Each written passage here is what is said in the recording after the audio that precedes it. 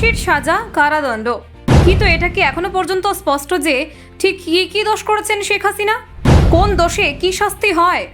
453 পৃষ্ঠার রায়দানে এমন কি রয়েছে? হ্যাঁ, বাংলাদেশের সাম্প্রতিক রাজনৈতিক অস্থিরতার পটভূমিতে সবচেয়ে আলোচিত ঘটনা হয়ে উঠেছে জুলাই মাসের গণ আন্দোলন ও পরবর্তী মানবতা বিরোধী অপরাধের মামলার রায়দান। আন্তর্জাতিক অপরাধ ট্রাইব্যুনাল এদিন যে রায় ঘোষণা করেছে তা বাংলাদেশের রাজনীতিতে এক ঐতিহাসিক এবং একই সঙ্গে তীব্র বিতর্কিত অধ্যায় যোগ করেছে। এই রায়ে প্রাক্তন প্রধানমন্ত্রী শেখ হাসিনাকে মৃত্যুদণ্ড দেওয়া হয়েছে, যার রায় ঘোষণার পর থেকে দেশ বিদেশে ব্যাপক আলোড়ন ফেলেছে। কিন্তু কি এমন রয়েছে 453 পৃষ্ঠার রায়দানে? দেখুন, ট্রাইব্যুনালের বিচারপতি গোলাম মর্তুজা মজুমদারের নেতৃত্বাধীন বেঞ্চ দীর্ঘ 2.5 ঘন্টা ধরে 453 পৃষ্ঠার রায় পাঠ করেন। আদালত কক্ষের প্রত্যেকটি মুহূর্ত ছিল টানটান উত্তেজনায় ভরা। রায় ঘোষণার পরই আদালত কক্ষে হাততালির রোল ওঠে। নিহতদের পরিবার ও মানবাধিকার কর্মীদের একাংশ এই রায়কে ন্যায় বিচারের জয় বলে বর্ণনা করলেও রাজনৈতিক সমাজে শুরু হয়েছে ভিন্ন মত ও তীব্র আলোচনা। শেখ হাসিনার বিরুদ্ধে 5টি অভিযোগ তোলা হয়েছিল। অভিযোগের মধ্যে ছিল আন্দোলনরত ছাত্র যুবকদের বিরুদ্ধে হেলিকপ্টার, ড্রোন ও মারণাস্ত্র ব্যবহারের নির্দেশ, বিভিন্ন স্থানে পুলিশকে গুলি চালাতে বলা, উস্কানিমূলক ভাষণ দেওয়া এবং রাষ্ট্রীয় দমনমূলক পদক্ষেপের মাধ্যমে শত শত মানুষের হত্যার দায়।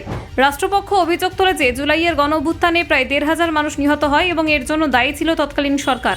রায়ে উল্লেখ করা হয় যে শেখ হাসিনা বিভিন্ন সময় এমন মন্তব্য করেছিলেন যা পরিস্থিতিকে অগ্নিগর্ভ করে তোলে। বিশেষ করে আন্দোলনরত ছাত্রদের রাজাকার বলে অপমান করা পরিস্থিতিকে আরও উত্তপ্ত করে দেয়। বিচারপতিরা জানান, একজন প্রধানমন্ত্রী হিসেবে তিনি সংকট প্রশমিত করার পরিবর্তে উল্টো উত্তেজনা বাড়িয়েছেন। রংপুরের বেগম রোকেয়া বিশ্ববিদ্যালয়ের ছাত্র আবু সাঈদের হত্যাকাণ্ড রায়ে বিশেষ গুরুত্ব পেয়েছে।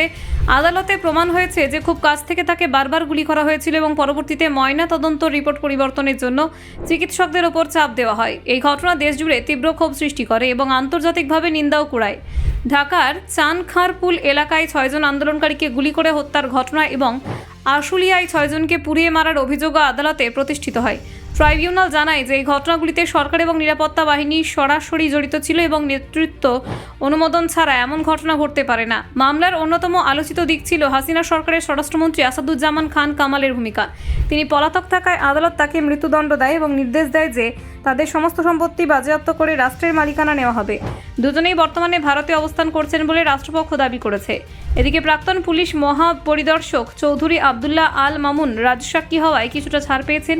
আদালত তাকে 5 বছরের কারাদণ্ডে দণ্ডিত করেছে। বিচারপতিরা বলেন, তিনি অপরাধে যুক্ত থাকলেও তদন্তে সহায়তা করায় তার শাস্তি হ্রাস করা হয়েছে। রায় ঘোষণার সময় আদালত একাধিক ফোনালাপ, ভিডিও প্রমাণ ফুটেজ চালান এবং এইসবের সত্যতা যাচাই করে দেখেন। আদালত জানায়, কোনো প্রমাণই কৃত্রিম বুদ্ধিমত্তা দিয়ে তৈরি নয়, সবই সত্যতা এবং যাচাইযোগ্য। এর মাধ্যমে হাসিনার অপরাধের দায় আরও নিশ্চিত হয়। আদালত জানায়, হাসিনা কোনো পর্যায়ে অনুশোচনা প্রকাশ করেনি এবং তদন্তকারীদের হুমকি দিয়েছেন এবং বিচারের কাজে বাধা দেওয়ার চেষ্টা করেছেন। এই বিষয়গুলো তার বিরুদ্ধে আদালতের অবস্থানকে আরও কঠোর করে। ব্যুরো রিপোর্ট, অজানার দেশে।